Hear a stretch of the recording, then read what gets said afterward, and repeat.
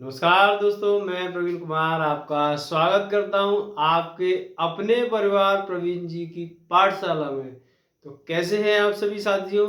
उम्मीद करता हूं बहुत अच्छे होंगे, बहुत प्यारे होंगे और बड़े ही प्यारे तरीके से अपनी पढ़ाई को कर रहे होंगे दोस्तों।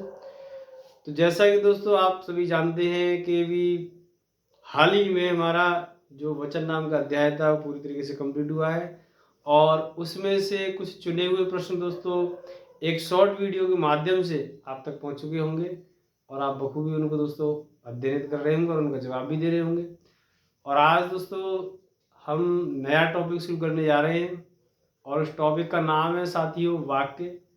और वाक्य के अंदर सीखेंगे कि वाक्य कितने प्रकार के होते हैं, किन किन आधारों पर वाक्यों को रखा गया है, वाक्य की परिभाषा क्या होती है और साथ ही दोस्तों जो वाक्य के मुख्य अंग हैं उन अंगों को भी दोस्तों बड़ी विशिष्टतापूर्वक बड़ी प्यारी तरीके से समझेंगे। और उससे पहले साथियों आप सभी को महाशिवरात्रि की दोस्तों विशेष बधाई, सभी को, आपको और आपके परिवार को। चाहे वीडियो दोस्तों थोड़ा लेट रहे या जल्दी पहुंचे, लेकिन आप सभी को विशेष महाशिवरात्रि की बधाई। तो हर हर शंभू का नाम लेते हुए चलते हैं दोस्तों आज के सत्र की ओर, सेशन की ओर। तो जैसा कि आप सभी जानते हैं दोस्तों, आज हम सीखने जा रहे हैं वाक्य। क्या सीखने जा रहे हैं दोस्तों? वाक्य।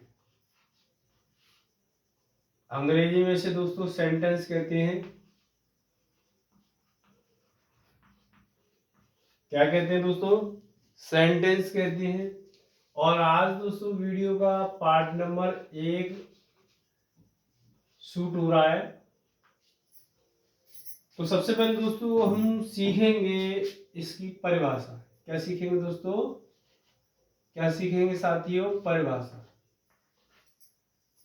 परिभाषा सीखेंगे, कुछ इस तरीके से रहेगी। शब्दों का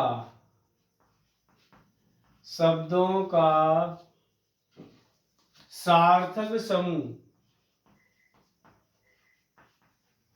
शब्दों का सार्थक समूह वाक्य कहलाता है।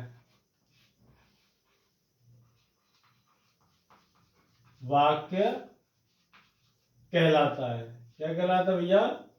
वाक्य कहलाता है। क्या कहलाता है दोस्तों? शब्दों का सार्थक समूह क्या कहलाता है मित्रों? वाक्य कहलाता है। उदाहरण में लूंगा यहां पर कुछ इस तरीके से।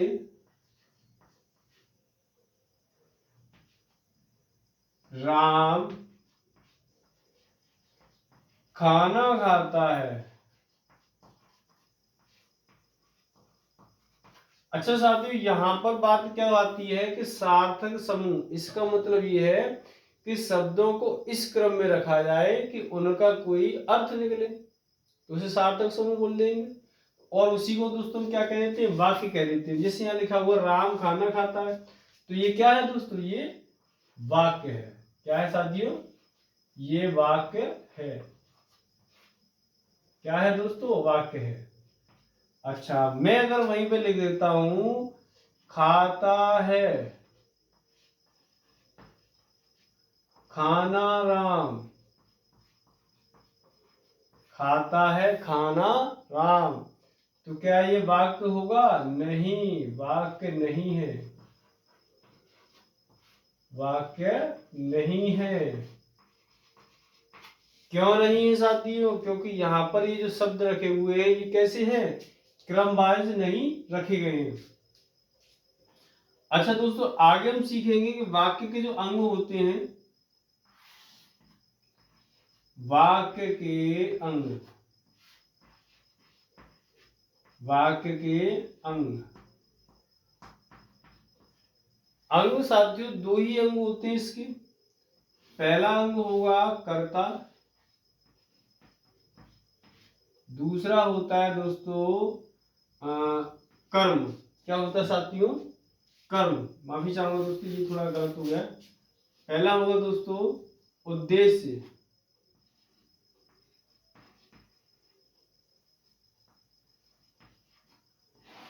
दूसरा होगा दोस्तों विधेय। क्या होगा साथियों? विधेय। क्या होगा दोस्तों? विधेय हो जाएगा। अच्छा दोस्तों उद्देश्य के अंदर क्या आएगा? कर्ता आता है। क्या आएगा दोस्तों? कर्ता आएगा। उद्देश्य के अंदर क्या आ जाएगा साथियों? कर्ता आ जाएगा। वही साथियों विधेय के अंदर आएगा क्या? क्रिया प्लस कर्म। ठीक है दोस्तों, कर्म कह लो या क्रिया कह लो, मतलब एक ही है। ठीक है दोस्तों, क्रिया या कर्म ये हमारा आता है इसमें।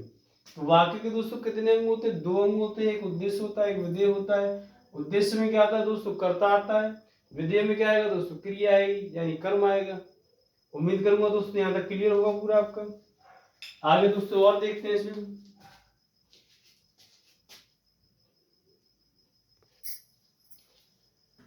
और दोस्तों सीखेंगे वाक्य के प्रकार।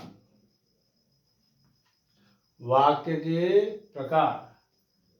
अब भैया प्रकार यहाँ पर ये जो होते हैं भैया, वाक्य दो प्रकार का होता है।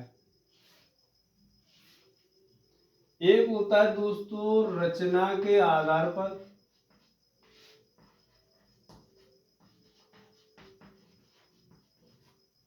रचना के आधार पर। दूसरा होगा दोस्तों अर्थ के आधार पर। दूसरा क्या होगा साथियों? अर्थ के आधार पर।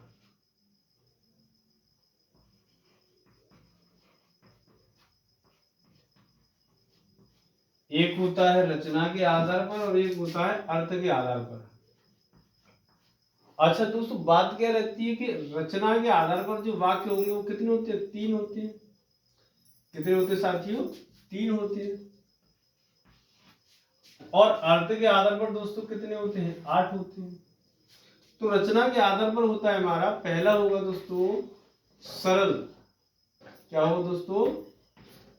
क्या होगा साथियों? सरल वाक्य होगा। क्या होगा दोस्तों? सरल वाक्य होगा या साधारण भी कह देते हैं इसको। दूसरा होगा दोस्तों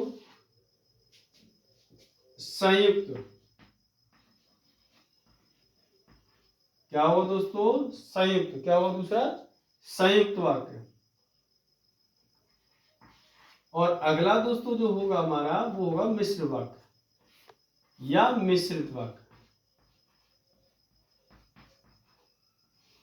जैसे दोस्तों यहां फिर से देखेंगे कि वाक्य के प्रकार। वाक्य क्या होते हैं दोस्तों? दो प्रकार के होते हैं, रचना के आधार पर और एक अर्थ के आधार पर। रचना के आधार पर 3 प्रकार का होता है और अर्थ के आधार पर दोस्तों क्या होता है? 8 प्रकार का। तो रचना के आधार पर पहला क्या होगा? सरल वाक्य, संयुक्त वाक्य और मिश्र वाक्य। इस तरीके से होगा। वही साथियों हमारा ये रहेगा पहला विधानवाचक। विधानवाचक। दूसरा जो साथी हमारा रहेगा कुछ इस तरीके से निषेधात्मक। निषेधात्मक। तीसरा दोस्तों हमारा रहेगा प्रश्न वाचक। चौथा दोस्तों होगा आज्ञा सूचक। पांचवा साथी होगा विस्मय सूचक।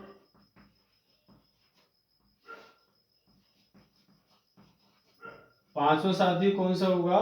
विस्मय सूचक। छठवां दोस्तों रहेगा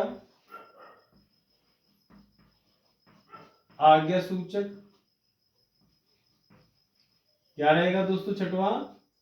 आज्ञा सूचक। क्या रहेगा साथियों? आज्ञा सूचक रहेगा। माफी चाहूंगा दोस्तों ये गलत हो गया जरा।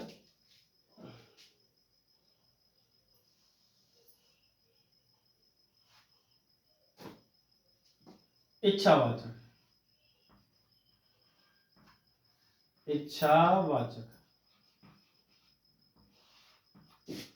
सातवां दोस्तों रहेगा यहाँ पे, ये होगा हमारा संकेतवाचक,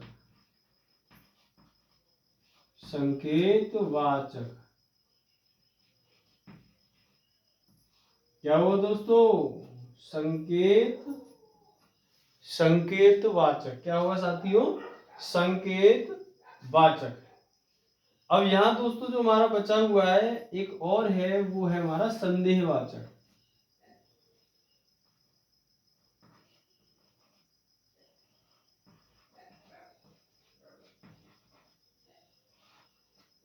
दोस्तों एक बार फिर देखेंगे इसे। जैसा कि हमने अभी शुरू किया, उसमें दोस्तों के वाक्य के प्रकार सीख रहे हैं। वाक्य के प्रकार दोस्तों दो प्रकार के होते हैं, एक रचना के आधार पर और एक अर्थ के आधार पर।